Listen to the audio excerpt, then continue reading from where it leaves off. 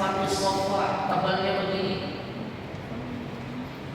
Belasan bulan Ibrahim meninggal, Nabi sedih. Nabi ziarah ke makam anaknya, bawa air, Nabi siram. Ada juga di kitab Nihayatul Zaid halaman 50, halaman 150. Tebalnya begini, kata Imam Nawawi. Bahkan dalam kitab itu disebutkan bahwa yudhabu wasyalwa bima'in barid, disunahkan Bu kalau ziarah itu nyiram kuburan pakai air dingin, disunahkan. Malah disunahkan. Wala ba'sa bima'in bima'in wardi. Dalam kitab itu saya baca, Pak, gak apa-apa sekali-kali datang ke kuburan nyiram pakai air kembang atau pakai nebar bunga.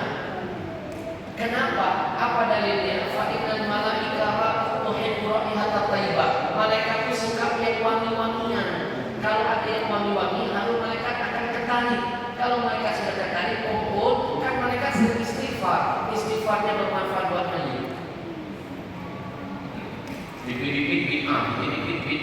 Saya kadang-kadang kesel jadi diajak ke depan tak berani cuma di YouTube doang. Diajak duduk bareng, buka sikap, ngaji bareng-bareng, tak mau datang. Berani cuma melawan di YouTube, namanya banci kaleng. Betul tak? Betul. Dan saya tak pernah takut mau siapa mau profesor, dokter, saya hadapin. Karena saya diajarkan guru saya, jangan takut kalau kamu yakin dengan amalnya. Betul? Apalagi ada dari ini.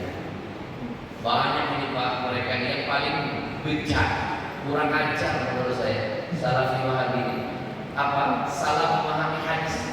Ayat ibu Nabi dibilang di neraka. Gila nggak? Ayat ibu Nabi di neraka. Seluruh ulama sedunia ini itu tidak ada yang berpendapat begini. Hanya kelompok mereka saja tak sedikit. Seluruh mayoritas seluruh dunia ini menganggap bahwa ayat ibu Nabi tidak di neraka. Kalau diartikan hadis begitu, berarti Nabi anak Arab dong. Betul nggak? Salah. Hadis yang mereka jelaskan nanti kapan-kapan saya kupas hadis. Atau nanti di akhir saya kasih nomor telepon WA. Kalau ada apapun yang membingungkan Bapak Ibu dengar dari orang-orang Wahabi, dikirim WA ke saya. Saya ajarkan jawabannya, dalilnya, bukunya dan halamannya. Masalah talqin, masalah tahlil, saya hadirkan dalilnya. Masalah kirim Fatihah kepada yang mati, saya hadirkan kitab halaman dan dalilnya. Saya nggak mau mati bodoh, kayak dia yang paling pintar, Pak. Saudara, zikir berjamaah dimintakan, orang habis sholat salam-salaman dimintakan. Pele. Sebel. Oh, doain ya kalau nanti melihat ada minuman seperti ini, beli minum syiarkan. Ini minuman dikhatamkan Quran. Jadi sekali lagi kalau bicara doa pelangi, kalau sujud ke tangan. Tapi kalau bicara air, wajib Pak satu panutan kita, Zam-Zam. Jangan minum minuman lain, minuman Zam-Zam. Nabi pastikan minuman terbaik sedunia.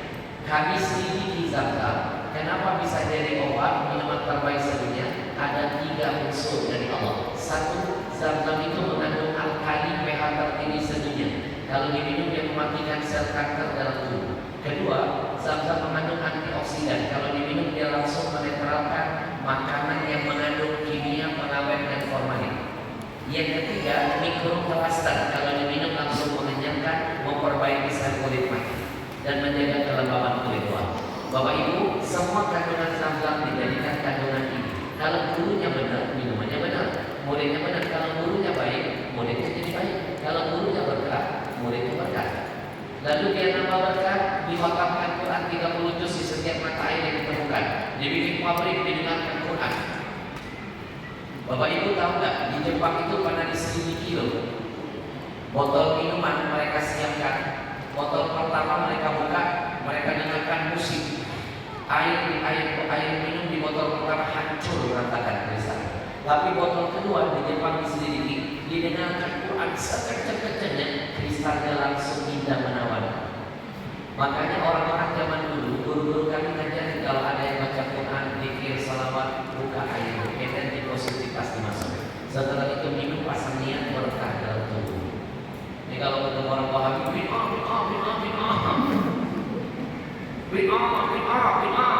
gak boleh. Berkah itu mintanya sama Allah.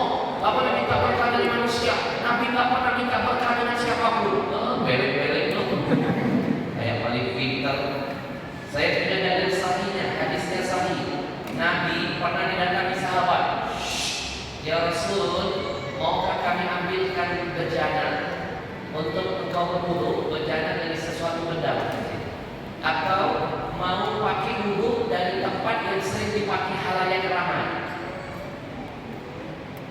Dari dua tawaran ini mana yang Nabi pilih? Satu wadah yang khusus tapi pakai sendiri, atau satu tempat untuk Nabi berwudu yang selama ini dipakai orang banyak. Bapak Ibu tahu mana yang dipilih Nabi? Kata Nabi, ambilkan tempat yang dipakai orang banyak. Bahkan kalimat hadisnya, yarju barakata aidil muslimin. Saya pilih yang banyak dipakai oleh orang muslim, biar saya dapat berkah tangan-tangan orang muslim. Hadis sahih loh. Nabi luar, biar saya dapat berkah dari tangan-tangan orang muslim. Masa kita tak boleh minta berkah dari ulama? Nabi saja ngomong begitu. Ngomong amin dulu, beleng-beleng. Yang dia yang paling pintar, paling ini. Apalagi mau dibahas? Masalah kening hitam, masalah celana sarung. Saya punya dalilnya semua. Jadi jangan menyalahkan yang orang tak cinta. Betul? Sampai detik ini pun ulama dalilnya lengkap halamannya. Apakah Nabi pernah pakai celana? Kalau begitu bahaya loh. Tidak menemukan saya satu dalil pun Nabi pernah pakai celana. Betul? Masalah kita salah memahami hati ayat Quran.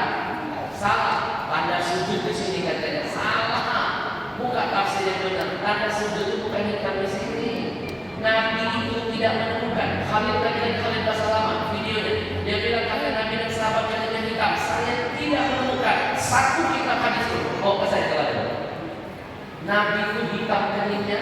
Sahabat kita tidak dapat. Padahal Nabi itu kalau sholat dengan kening kaki sampai bekal-bekal. Kalau sudah kaki bekal-bekal karena banyak mereka sholat, ini pasti harus hitam. Betul? Salah. Betul? Tidak ada dari Nabi begitu lagi. Bahkan hati-hati, itu bisa mengakibatkan sombong akhirnya. Sombong paling sungguh berbahaya itu menampakkan ibadah. Betul? Hati-hati. Tapi kalau antum kita, jangan anggap bahwa itu barang tanda sujud. Tanda sujud itu dari situ. Nanti ketika dibagikan, sekalipun dari antum berikan bisa antum berjadi sholat di dunia itu bangkit sendiri berkah. Bukan tafsirnya. Nanti saya kupas, saya panjangin kebodohan mereka kalau ngomong. Dalil yang lengkap buku-bukunya. Mereka nggak ada buku, nggak ada dalil, cuma ngoceh. Makanya jangan terkecoh, jangan begini jualan sunnah. Dulu mereka ini madhabnya Wahabi. Kami bongkar kebohongannya.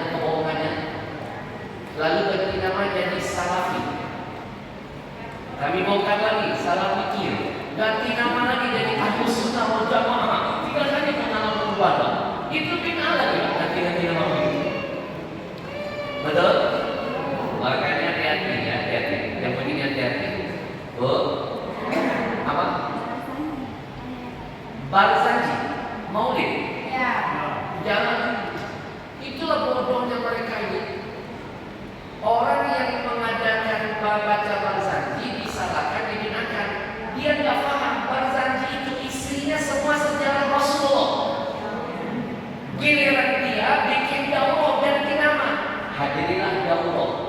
Kupas tuntas sejarah Nabi. Apa bedanya? Itu nggak pernah dilakukan dengan sahabat. Tapi mereka bikin daurah, namanya daurah. Kalau kita kan maulidan, lebih enak diingat. Sama dari sisi nama, isinya sama, apa beda? Betul? Barzanji itu isinya sejarah Nabi semua, akhlak Nabi semuanya, syama'il Nabi.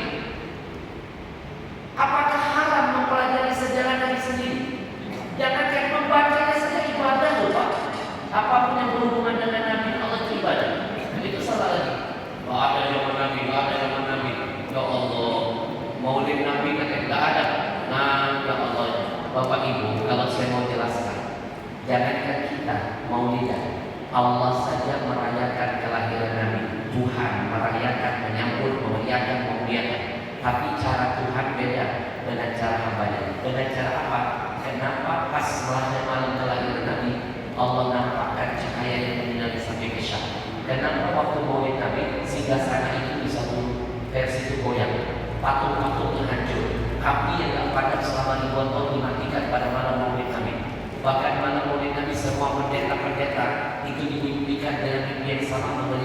Bahkan ibu Nabi itu melihat betul ke langit, bintang dikumpulkan jadi satu, jadi cahaya yang menyinari kelahiran manusia yang paling baik. Apa itu bukan maulidnya? Menyambut dan memuliakan. Kalau orang manusia muslim, kita ini memuliakan maulid dengan apa? Bikin pengajian, ngumpulin orang, ada Qurannya, ada penasehatnya, ada zikirnya. Apanya yang salah? Ada dalil semua. Betul nggak? Nanti kalau saya kupas itu bilang masalah itu pun seluruh dunia ini Pak, orang banyak mayoritas maulidnya dia sendiri enggak. Dan mazhab ini baru ketika Saudi berdiri tahun 1900-an baru. Negara Saudi itu dulunya maulidan, zikiran, semuanya dulu sebelum ada terbentuk Saudian. Dari suku kecil namanya Saud berontak didukung Israel, didukung Inggris, Amerika membunuh suku-suku yang besar, maka jadilah Saudia. Itu nanti ada sejarah Yesus. Berubah akhirnya, dihancurkan. Oh, kuburan-kuburan di Mekah itu nggak ada, katanya kuburan pakai kubah-kubah. Indonesia ini pakai batu nisan. Bohong. Beli kitab namanya Tarikh Baghdad. Sebelum negara Saudi berdiri, itu kuburan. Di sana itu kubah-kubah gede-gede Pak. Tergantung statusnya, keluarga Nabi bentuknya menjadi sahabat untuk kasih anak. Tapi begitu mazhabnya, begitu negara Saudi berdiri, datanglah mazhab Wahabi, Syiah Wahabi hancurkan semuanya.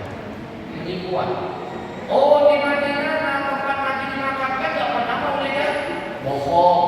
Ibu tahu nggak dulu sebelum ada mazhab Wahabi ini, itu di Madinah di kitab Tarikh Baghdad setiap tempat tanggal lahirnya Nabi Maulid itu kuburan Nabi dibuka.